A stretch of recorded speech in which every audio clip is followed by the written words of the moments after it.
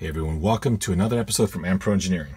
In this episode, we are going to finish up the Bruiser interior by installing these two door panels, which will come as a single part. They're actually attached at the rear.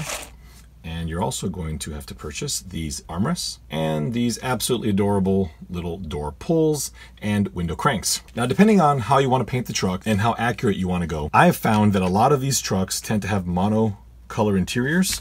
So all of this is usually the same color, and I believe that is my plan with this truck. We're going to go ahead and shoot all of this as a single color. This truck is going to get a burgundy interior, so I'm just going to stick these to a piece of cardboard with some tape so that they sit up and spray these down with some burgundy paint. Please note that when you're cutting the armrests off, you do want to leave the bosses there because that is what lines up to the holes in the door panels to hold them in place. Otherwise, it's just going to be flopping around a little bit. So please make that note. And the same is true with the window cranks. Leave that larger boss. The door pulls will just sit into this recess here. All the door panels and the corresponding components are completed now. This is a pretty simple installation. So we'll take this armrest and it just pops right in there.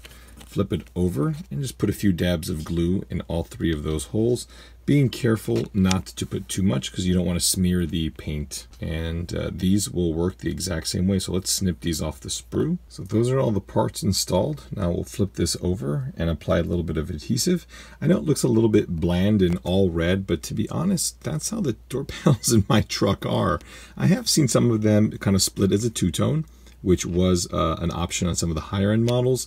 But I liked this single tone interior. In fact, it's kind of funny because everything usually is the same color in these trucks. And I actually don't think that burgundy was even an option, but blue, tan, black, brown, all very commonly found on these trucks. Now that you have the door panels all glued together and painted, we can now install them. This part's pretty straightforward. We're going to take them, maybe apply a very thin bead of model glue along this edge here, and you want to make sure it's very, very little because you don't want it to run as you flip it upside down and install it, should you do that. So basically, it'll be just like that, and you'll get this appearance right here.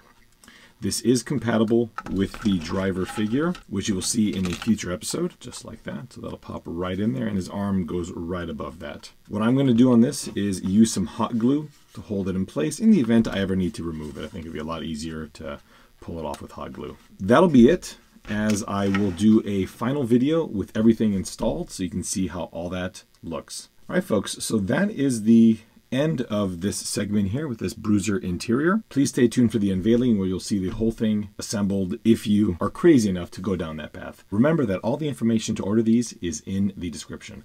Thank you all so much for watching, and we'll see you next time.